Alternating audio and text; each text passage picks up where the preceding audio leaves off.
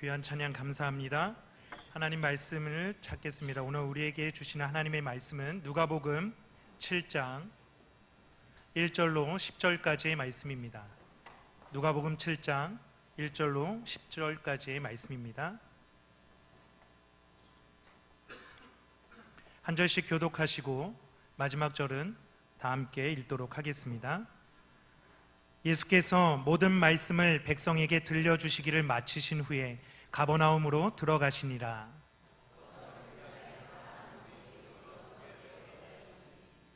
예수의 소문을 듣고 유대인의 장로 몇 사람을 예수께 보내어 오셔서 그 종을 구해 주시기를 청한지라.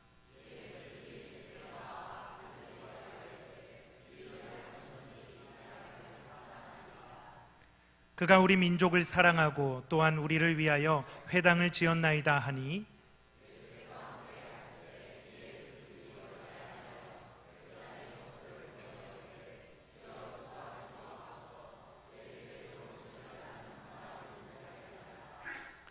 그러므로 내가 주께 나아가기도 감당하지 못할 줄을 알았나이다. 말씀만 하사 내 하인을 낫게 하소서.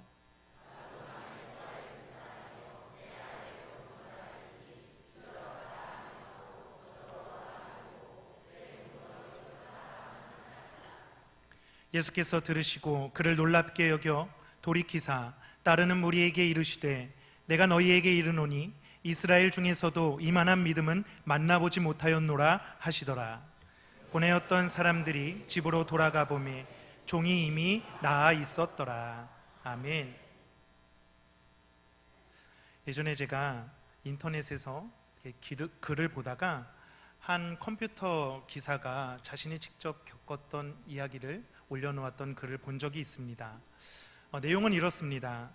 어느 날 그 기사분에게 한 아주머니께서 전화를 해오셨어요.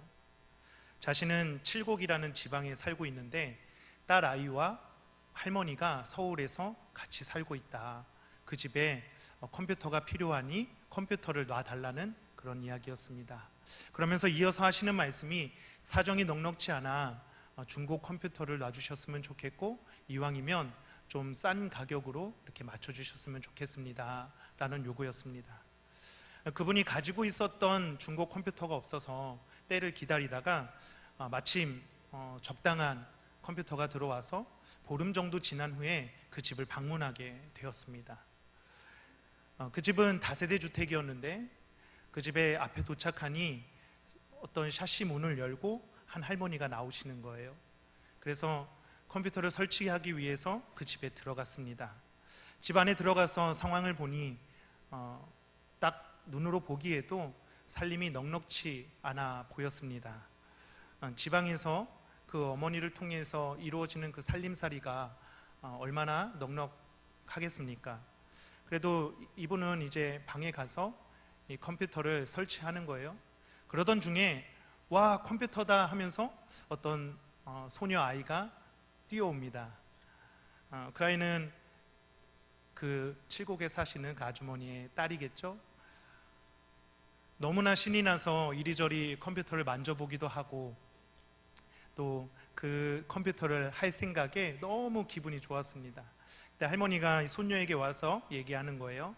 엄마가 너 공부 열심히 하라고 이 컴퓨터를 사주셨어. 그러니까 오늘 가서 빨리 학원 가서 공부 열심히 하고 돌아와서 그 다음에 컴퓨터 실컷 해. 이렇게 할머니가 얘기를 하신 거예요.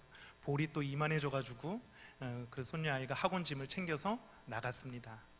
컴퓨터 기사분은 설치를 다 마치고 이제 돈을 22만 원이라는 돈을 받고 그리고선 이제 자기 차를 끌고 집으로 돌아가려고 나가고 있는데 대로변에 이 아이가 버스 정류장 앞에서 이렇게 서 있는 걸 발견했습니다. 그냥 지나가면 되는데 차마 마음이 그러지를 못하는 거예요. 그래서 그 앞에 멈춰 서서 이 아이에게 물어봅니다. 얘 너 어디까지 가니? 이 아이가 대답을 했어요. 대답을 했는데 자기랑은 정반대 방향입니다. 그래도 이렇게 대답을 해요. 그래 얼른 타. 나랑 같은 방향이니까 내가 거기까지 데려다 줄게. 그리고 이 아이를 태웁니다. 그렇게 해서 이 아이를 태우고 이 기사분이 길을 얼마 지나지 않았는데 10분 정도 흘렀을까? 갑자기 이 아이가 저 화장실 가야 돼요. 내려주세요. 이렇게 얘기를 하는 거예요. 그래서 이 기사분이 이렇게 대답을 했습니다. 조금 있으면 도착하니까 그때까지만 조금만 참아라. 참을 수 없어요. 저 그냥 여기서 내릴래요. 빨리 내려주세요. 그래서 가던 도중에 한 건물 앞에서 이 아이를 내려줬어요. 이 아이가 내리면서 이 기사분한테 이렇게 얘기를 합니다. 저 기다리지 말고 그냥 가세요. 이러고선 화장실로 후다닥 뛰어갔어요. 이분은 좋은 일을 이왕에 하려고 마음 먹었던 거, 에이 나올 때까지 기다리지 뭐 하는 마음으로 차 안에서 이 아이를 기다립니다. 그러다 문득 보조석 시트를 봤는데 거기에 검붉은 피가 있는 거예요. 순간 직감적으로 이 아이가 첫 월경을 시작하게 됐다라는 사실을 알게 되었습니다. 그때부터 이분 마음이 분주합니다. 그 아이가 분명히 핸드폰도 없었던 것 같은데 이 아이가 어떻게 일을 처리할까? 속옷 가게를 찾았어요. 근데 아무리 봐도 속옷 가게가 없습니다. 차를 돌려서 번화가 있는 곳으로 가서 속옷 가게에 들어가서 속옷을 사야 되는데 어떤 사이즈를 사야 될지를 모르는 거예요. 그래서 비슷해 보이는 사이즈 여러 가지 속옷을 한꺼번에 사서 다시 이 건물 앞으로 돌아왔습니다.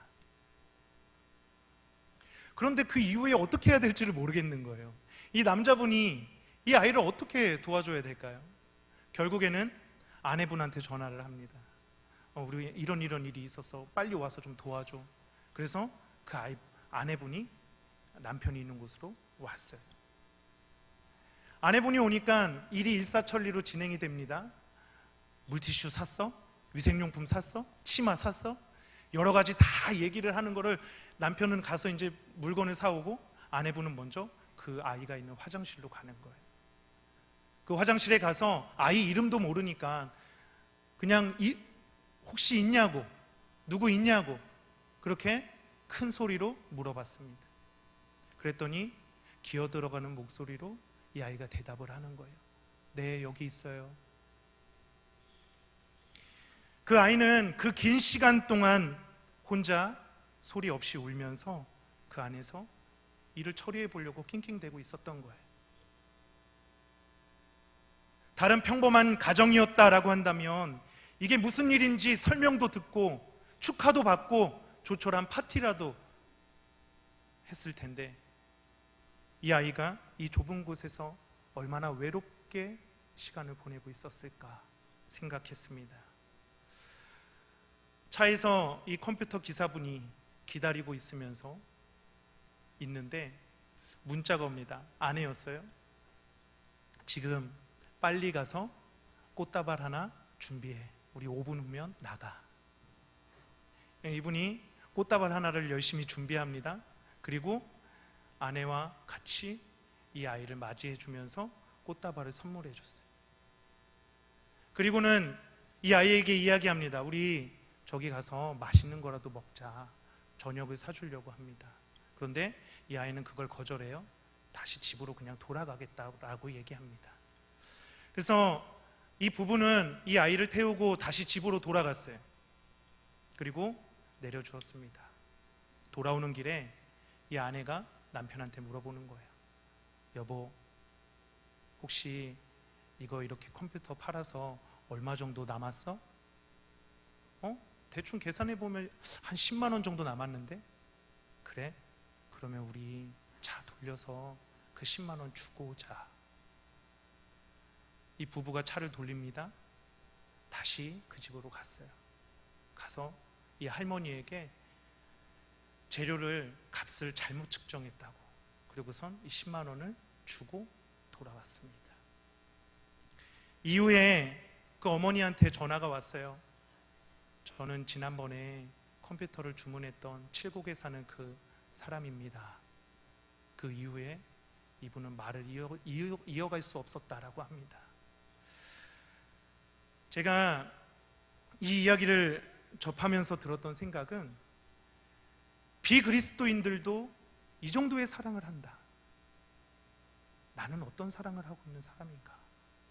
라는 생각을 해보게 되었습니다. 여러분은 어떻습니까? 여러분은 어떤 사랑을 하며 세상을 살아가고 계십니까? 오늘날 한국 교회와 그리스도인들의 평가는 어떠합니까? 오히려 세상이 우리를 걱정하고 우려를 표하는 속에서 우리는 신앙생활을 해나가고 있습니다. 차라리 이 걱정과 우려가 우리가 이 진리를 붙잡고 고집하는 것에 오는 고난이라고 한다면 차라리 기쁨으로 그것을 담당하겠습니다. 그러나 여러분, 그것 때문이 아니라는 것을 우리가 너무나 잘 알고 있지 않습니까? 그렇다면 세상의 평가는 왜 그런 것입니까?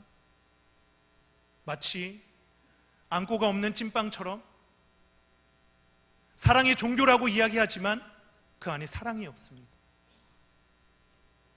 그리스도인이다 라고 말은 하지만 이 안에 예수가 없습니다. 오늘 말씀에는 로마 백부장이라는 사람이 나옵니다.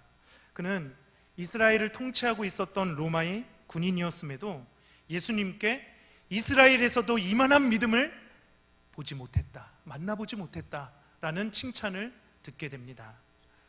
바라기는 오늘 우리가 이 시간 함께 말씀을 나누면서 우리가 어떠한 믿음을 가지고 신앙생활을 해야 하는가 깊이 있게 생각해 볼 수 있는 시간이 되기를 간절히 소망합니다. 말씀을 보면 백부장의 모습을 보고 아주 놀라워하시는 예수님의 모습이 그려지고 있습니다.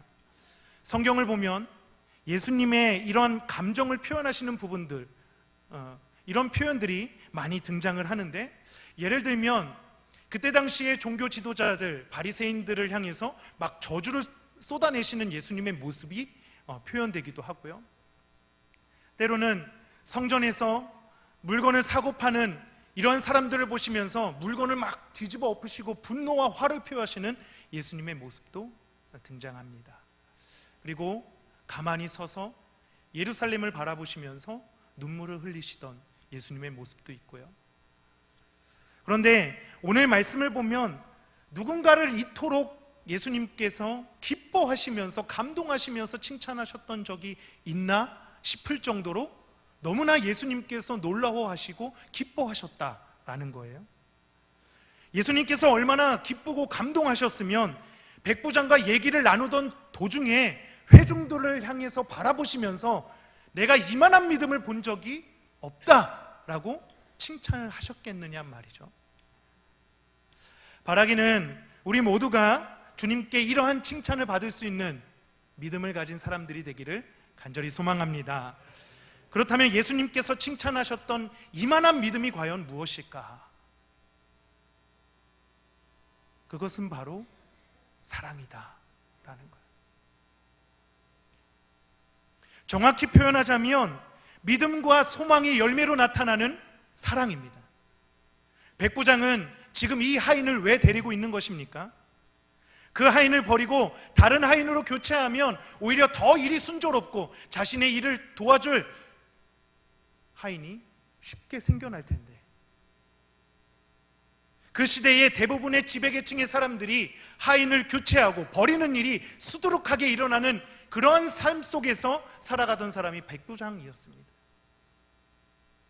그렇게 하더라도 아무도 비난하지 않고 오히려 그렇게 하는 것이 그 시대의 순리를 따르는 일이었다라는 것이죠.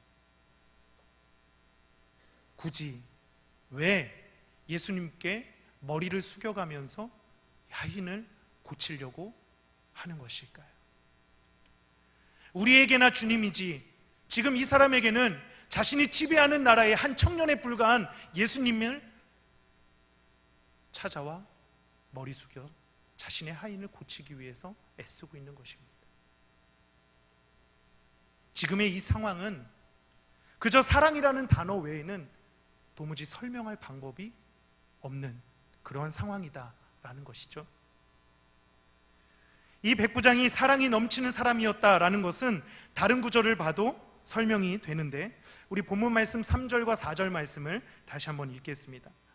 예수의 소문을 듣고 유대인의 장로 몇 사람을 예수께 보내어 오셔서 그 종을 구해 주시기를 청한지라. 이에 그들이 예수께 나와 간절히 구하여 이르되 이 일을 하시는 것이 이 사람에게는 합당하니이다. 로마 군인을 위해서 유대인의 장로가 예수님을 찾아와서 오히려 대신하여 간청하고 있는 모습을 보여주고 있습니다. 여러분, 이게 말이 되는 이야기입니까? 지배하고 있는 나라의 백성들이 군인을 위하여 예수님께 간청하고 있다. 이어지는 5절 말씀에 보면 이 백부장이 이스라엘 민족들을 사랑했고 그들을 위하여 회당을 지어주었다라고 표현하고 있습니다. 얼마나 그가 이스라엘 민족을 사랑했고 그 사람들을 존중해 주었고 그들의 말에 귀를 기울였는가를 보여주는 대목입니다. 우리 고린도전서 13장 13절 말씀을 또 읽겠습니다. 그런즉 믿음, 소망, 사랑 이 세 가지는 항상 있을 것인데 그 중에 제일은 사랑이라. 방금 읽은 이 말씀은 저희 이번에 청년부 수련회 주제 말씀이었습니다. 수련회에 참여했던 청년들은 그 수련회 말씀의 외전이라고 생각하시고 들으시면 됩니다. 청년들과 함께 했던 이 주제 말씀을 가지고 이 백부장의 모습을 보니까 이 말씀이 좀 새롭게 보였습니다. 고린도전서 13장 13절 말씀에서는 사랑이 제일이다 라고 말씀도 하시지만 그에 앞서 우리에게 항상 있을 것이 무엇인지를 말해주고 있습니다. 무엇입니까? 믿음과 소망과 사랑, 이것이 우리에게 항상 있어야 한다라고 말씀하고 있습니다. 여러분, 믿음이란 무엇입니까? 예수님만이 나의 구원자 되심을 고백하는 이 진정한 믿음의 고백이 있는 것, 바로 그 고백이 이 백부장에게 있었다라는 것이죠. 주님이라면 말씀으로만으로 내 하인을 낫게 할 수 있습니다. 이것이 백부장이 가지고 있었던 믿음의 고백이었습니다. 머리로 이해하고 지식으로 아는 것이 아니라 예수님이 어떤 분인지 진정한 자기 고백이 있는 것, 그것이 진짜 믿음이다라는 것이죠. 마가복음 5장 6절로 7절 말씀을 함께 볼까요? 읽겠습니다. 그가 멀리서 예수를 보고 달려와 절하며 큰 소리로 부르짖어 이르되 지극히 높으신 하나님의 아들 예수여, 나와 당신이 무슨 상관이 있나이까? 원하건대 하나님 앞에 맹세하고 나를 괴롭히지 마옵소서 하니. 방금 우리가 읽은 이 말씀은 귀신이 예수님을 찾아와 이야기했던 그 내용이 적혀져 있는 말씀입니다. 귀신이 예수님을 향하여 뭐라고 이야기합니까? 하나님의 아들 예수여 라고 예수님이 어떤 분이신지 너무나 정확하게 알고 있습니다. 그런데 마지막에 그가 뭐라고 이야기합니까? 나를 괴롭게 하지 마시고 나를 떠나달라고 그렇게 간청하고 있습니다. 지식으로 내가 그저 알고 이해하는 것으로 믿는 것이 우리의 믿음이 되지 않는다라는 것이죠. 예수님께서 이 세상에 오시고 우리를 너무나 사랑하셔서 우리의 죄를 대신하셔서 십자가에 달려 죽으시고 3일 만에 부활하셨다라는 이 사실을 믿고 자신의 고백이 있는 것, 자신의 믿음의 고백이 있는 것, 이것이 진짜 믿음이라는 것입니다. 특히 우리 아이들이 있으신 우리 성도님들은 아이들을 교회에 보내는 것만으로 만족하지 않으셨으면 좋겠습니다. 아이들이 교회에서만 신앙생활 끝이 아니라 가정에서 삶에서 이들에게 믿음이 어떻게 자라나는지, 자신의 믿음의 고백을 어떻게 하는지 여러분들이 이끌어 주시고 신경 써 주셔야 합니다. 여러분, 왜 그렇습니까? 어렸을 때, 청년이 이르기 전까지는 부모님의 권유로 교회에 나올 수 있지만 이 고백이 없이는 이들이 청년이 되어서는 다 교회를 떠난다라는 거예요. 아버지의 하나님, 어머니의 하나님이 아니라 자기 자신의 하나님이 되는 이 고백이 있어야 된다라는 것이죠. 이 믿음이 우리의 신앙생활의 가장 기본이 되고 기초가 되는 것입니다. 그러면 믿음이 있는 자들에게 무엇이 생기는 줄 아십니까? 사도행전 1장 11절 말씀을 함께 보도록 하겠습니다. 이르되 갈릴리 사람들아 어찌하여 서서 하늘을 쳐다보느냐? 너희 가운데서 하늘로 올려지신 이 예수는 하늘로 가심을 본 그대로 오시리라 하였느니라. 말씀 한 군데 더 볼까요? 골로새서 3장 4절 말씀입니다. 우리 생명이신 그리스도께서 나타나실 그때에 너희도 그와 함께 영광 중에 나타나리라. 믿는 자들에게, 이 믿음이 있는 자들에게 생기는 것은 바로 소망입니다. 우리가 믿는 그 예수님을 다시 만나게 될 그날을 기대하면서 기다리는 바로 그 소망이 우리에게 생겨나게 된다라는 것이죠. 하나님의 나라를 기대하며 그 영광 중에 감동으로 함께하는 그 축복을 우리의 최고의 복으로 여기는 바로 그 소망입니다. 여러분, 여러분에게 이 소망이 있습니까? 다시 만나게 될 그 날에 대한 기대함이 여러분들에게 있으십니까? 이게 정말 이 시대를 살아가고 있는 우리들에게 참 중요합니다. 소망이 있어야 우리는 이 땅에서 의연하게 살아갈 수 있는 것입니다. 다시 말하면 말씀에서 나오는 청지기의 삶, 그 청지기의 삶을 우리가 이 소망이 있어야 살아갈 수 있다라는 것이죠. 이 땅에서의 소유만이 전부가 아니라는 것을 알고 있어야 내가 내 것만을 지키기 위하여, 내 배만 부르기 위하여 이 세상을 살아가는 것이 아니라 주변을 돌아보고 하나님의 영광을 위하여 우리가 이 세상을 살아갈 수 있다라는 것입니다. 그래서 내가 많이 가졌다라고 해서 교만하지 않을 수 있고, 내가 적게 가졌다라고 해서 불평과 원망과 좌절함으로 이 세상을 살아가지 않을 수 있다라는 것이죠. 소망이 있어야 우리가 보는 이 시야가 넓어진다라는 것입니다. 내가 움켜쥐고 있던 내 손만을 바라보며 이 세상을 살아가는 것이 아니라 하나님의 마음을 가지고 하나님께서 무엇을 바라보기를 원하시는지, 다른 사람의 아픔과 어려움과 힘든 문제에 관심을 가지며 우리가 이 세상을 살아갈 수 있다라는 것입니다. 백부장은 어떻게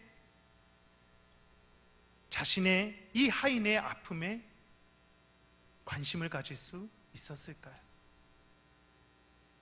어떻게 지배하는 그 나라의 민족의 어려움과 아픔과 또 그들의 말에 귀를 기울일 수 있었을까요? 그것은 이 사람이 하나님께 소망을 두고 살아가는 사람이기 때문에 그렇습니다. 우리가 아이들에게 흔히 하는 질문이 있죠. 너 커서 뭐 될래? 무슨 직업을 가질래? 라고 우리는 아이들에게 쉽게 질문을 합니다. 근데 여러분 한번 생각해 보세요. 여러분 어렸을 때부터 얼마나 많이 우리가 꿈을 바꾸면서 살아갑니까? 그리고 또 어렸을 때 그 꿈을 이루면서 살아가는 분이 과연 몇 분이나 여기 계실까요? 그래서 바라기는 좀 우리가 그 질문을 좀 바꿀 수 있었으면 좋겠습니다. 너 커서 뭐 될래? 의 질문이 아니라 너 그것이 돼서 무엇을 하고 싶니? 라고 물어볼 수 있었으면 좋겠어요. 그것이 돼서 어떻게 하나님께 영광을 올려드리면서 살아갈 거니? 라고 물어볼 수 있었으면 좋겠습니다. 만약 아이들에게 진짜 이 소망이 생기게 된다라고 한다면 그들이 자라면서 여러 번 자기가 되고 싶은 꿈은 바꿀 수 있을지 모르겠지만 그 꿈이 바뀔 때마다 늘 자기가 스스로 고민하지 않겠습니까? 그것이 되어서 무엇을 통해서 하나님께 영광을 올려드리는 삶을 살아갈 것인가? 사랑하는 여러분, 여러분의 삶 속에서 내가 가진 그 소망으로 무엇을 바라보고 계십니까? 또한 그 소망을 가지고 어떻게 하나님께 영광을 올려드리며 살아갈까 고민하고 계십니까? 오늘 말씀 가운데서 하나님께서 주시는 음성이 분명히 있기를 간절히 소망합니다. 그래서 고린도전서 13장 13절 말씀의 결론이 그 중에 제일은 뭐라고요? 사랑이라. 그래서 사랑이 제일 중요하다라고 이야기하는 것입니다. 사랑이 제일이니까 믿음과 소망은 없어도 돼, 이것이 아니라 예수님을 믿는 그 믿음과 진짜 예수님을 기대하며 기다리는 그 소망이 있어야 우리가 이 세상을 살아가면서 예수님께서 보여주셨던 그 진정한 사랑을 하며 살아갈 수 있다라고 말하고 있는 것입니다. 야고보서 2장 15절로 17절 말씀을 함께 보도록 하겠습니다. 자매가 헐벗고 일용할 양식이 없는데 너희 중에 누구든지 그에게 이르되 평안히 가라, 덥게 하라, 배부르게 하라 하며 그 몸에 쓸 것을 주지 아니하면 무슨 유익이 있으리요? 이와 같이 행함이 없는 믿음은 그 자체가 죽은 것입니다. 야고보서에서는 우리가 이렇게 세상에서 사랑해서 우리의 믿음을 표현해라 라고 말하고 있습니다.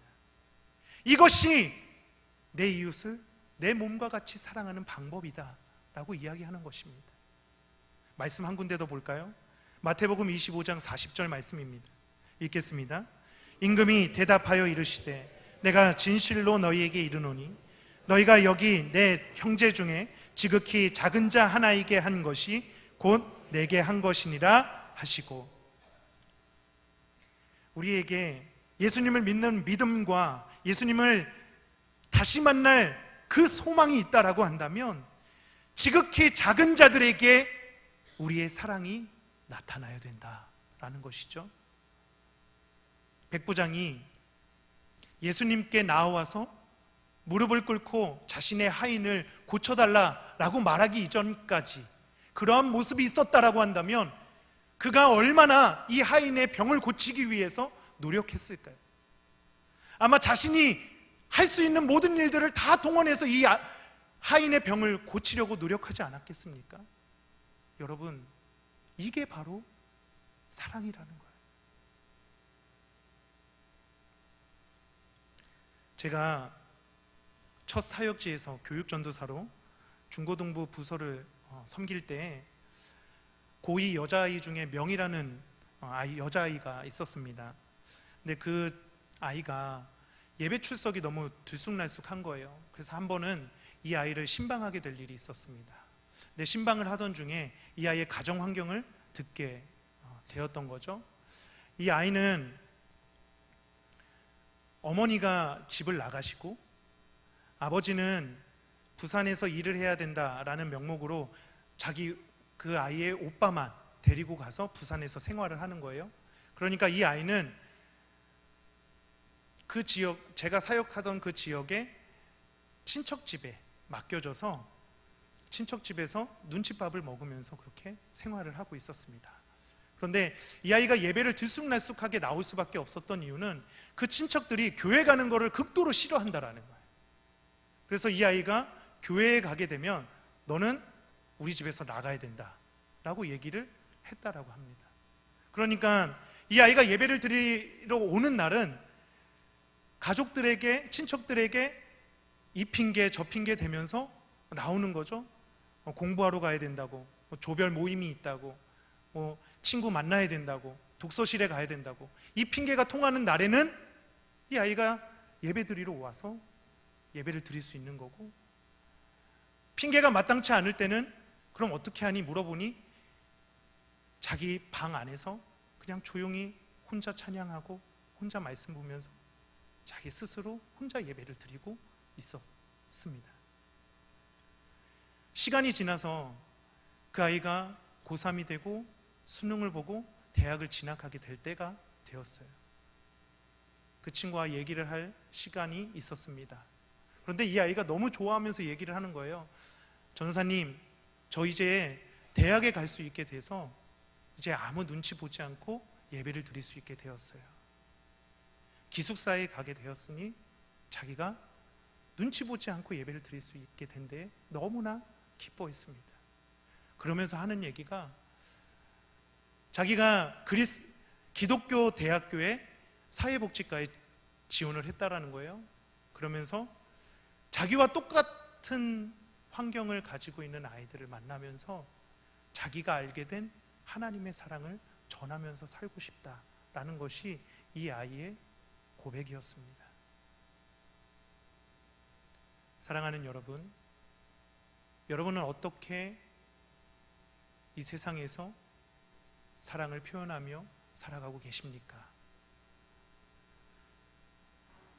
오늘 말씀에 보면 백부장의 하인은 백부장이 집에 도착했을 때 이미 나아 있었다라고 기록하고 있습니다. 그가 어떻게 고침을 받았는지를 알게 되었다라고 한다면 이후에 과연 그 하인은 어떠한 삶을 살아갔을까요? 미루어 짐작이 되시죠? 어느 한 저널리스트는 우리가 살아가고 있는 이 시대가 산무의 시대다라고 이야기합니다. 무관심의 시대, 무책임의 시대, 무감동의 시대다라고 이야기합니다. 그러나 여러분, 적어도 우리가 그리스도인들이라고 한다면 하나님의 사랑으로 다른 누군가를 감동시킬 수 있는 그런 사람이 되어야 되지 않겠습니까? 일주일에 단 한 번이라도, 아니 한 달에 단 한 번이라도 한 사람만이라도 감동을 시킬 수 있는 그 사랑의 모습이 우리 안에 있어야 되지 않겠습니까? 나에게 이만한 믿음이 있습니까?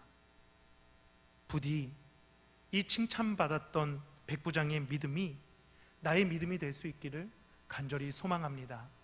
여러분들의 가정에서, 직장에서, 그리고 여러분들과 함께하는 모든 사람들에게 마음껏 주님의 사랑을 표현하십시오. 그것이 하나님의 뜻입니다. 많은 사람들을 감동시키시고 많은 사람들에게 그 모습으로 복음을 전하십시오. 그것이 하나님이 진짜 기뻐하시고 칭찬해 주시는 믿음입니다. 기도하시겠습니다.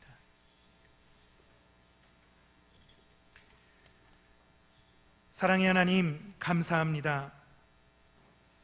백부장의 이만한 믿음이 우리 안에도 있기를 소망합니다.